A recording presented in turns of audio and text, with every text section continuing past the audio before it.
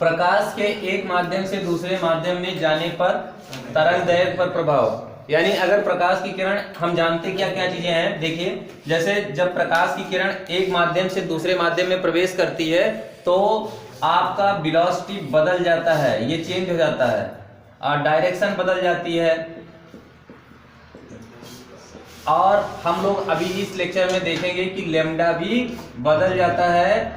और क्या चीज नहीं बदलता है वो है आपका फ्रीक्वेंसी, यानी आवृत्ति नहीं बदलती है ना। तो अभी ये चीज हम लोग देखने वाले हैं कि लैम्डा कैसे वैरी करता है वो चीज, ठीक। तो वही हेडिंग है, इसलिए प्रकाश के एक माध्यम से दूसरे माध्यम में जब प्रवेश करती है तो उस स्थिति में क्या होता है। मान लेते हैं कि प्रकाश जो है निर्वात से या आप कह दीजिए कि वायु से जल में प्रवेश करती है ना। तो हम जानते हैं एक सूत्र बी बराबर वेग बराबर होता है अपवर्तनांक इंटू, और ये आपका क्या हो जाएगा, या आप ऐसे यहां से कह दीजिए, हाँ बी बराबर एन लैम्डा, इस तरह से एक सूत्र होता है, ठीक है। तो किसी माध्यम में प्रकाश की चाल ये चीज हो जाती है। और अब आप देखिए, अगर मान लो हम मान लेते हैं कि माना जो प्रकाश की किरण है वो निर्वात से या वायु से होकर के किस में जा रही है, मान लो कह दो पानी में जा रहा है या जल में जा रहा है, वाटर में जा रहा है। तो अपने पास जो ये सूत्र हो जाएगा वो उसको हम ऐसे कह देंगे कि B बराबर कितना हो जाएगा, B बराबर अपने पास हो जाएगा n लैम्डा W, है ना।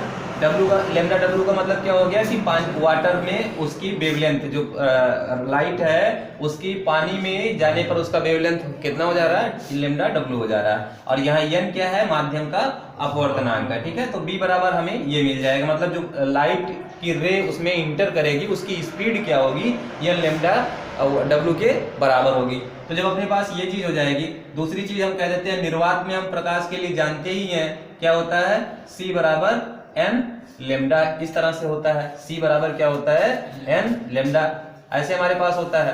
तो दोनों जो ये जो समीकरण है ये किसी मतलब निर्वात में प्रकाश की चाल के लिए, और ये आपका क्या हो जाएगा, किसी माध्यम में प्रकाश की चाल के लिए हो जाएगा, ठीक है। अब हम क्या करते हैं, इसको भाग कर देते हैं, इसको भाग कर देते हैं, यानी हम कह देते हैं समीकरण एक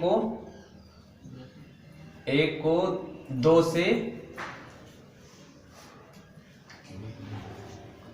भाग करने पर, तो चलिए इसको भाग कर दिया गया।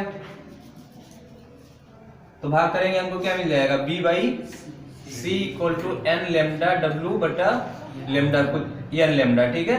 अब आप देखिए यहाँ से n क्या हो जाएगा, कैंसिल हो जाएगा, और यहाँ पर हमें मिल जाएगा B by C equal to lambda W बटा लैम्डा मिल जाएगा, समझ रहे हो ना। और ये चीज अपने पास जो होती है, इसको अगर हम पलट दें, तो इसकी n के बराबर हो जाता है।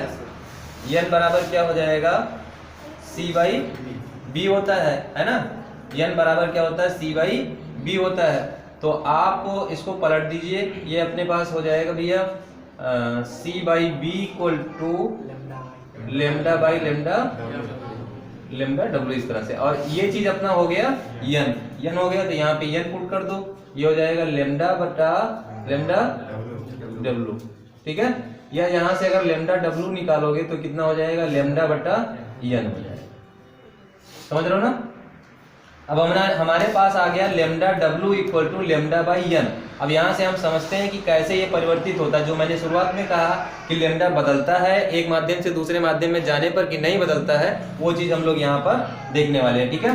तो अब n का मान हम जानते हैं किसी माध्यम के लिए, जो आपका अगर जैसे निर्वात है, ठीक है, निर्वात है या वायु है, इसी के लिए आपका माध्यम का जो अपवर्तनांक होता है उसको हम 1 ले लेते हैं लगभग में, ठीक है, 1 ले लेते हैं। लेकिन अन्य किसी जगहों पर वो माध्यम का अपवर्तनांक हमेशा क्या होता है, n इज ग्रेटर देन 1। किसी भी माध्यम के लिए, खाली इन दोनों को छोड़ करके किसी भी माध्यम के लिए n हमेशा 1 से अधिक होता है। तो अगर n 1 से अधिक होगा, यहाँ पर मान लीजिए ऐसे कोई ये राशि आ जा रही कि लैम्डा W बराबर लैम्डा बाई 3 आ रहा है, 2 आ रहा है, मान लो सबसे छोटा चीज मानते हैं 2 आ रहा है। तो अब आप देखिए कि जो माध्यम दूसरे माध्यम में जब प्रकाश की चाल जाएगी तो वो पहले की कितनी हो जाएगी, आधी हो जाएगी, जो मतलब तरंग दैर्घ्य होगी वो पहले का आधा आ जाएगा। तो यहां से हमेशा क्या होता है, लेमडा डब्लू जो होता है वो लेस देन होता है किससे, लेमडा से। यानी निर्वात में जो प्रकाश, निर्वात या वायु में जो प्रकाश की तरंग दैर्घ्य रहेगी उससे किसी माध्यम में अगर जाएगी प्रकाश की किरण तो हमेशा उसकी तरंग दैर्घ्य कम हो जाएगी।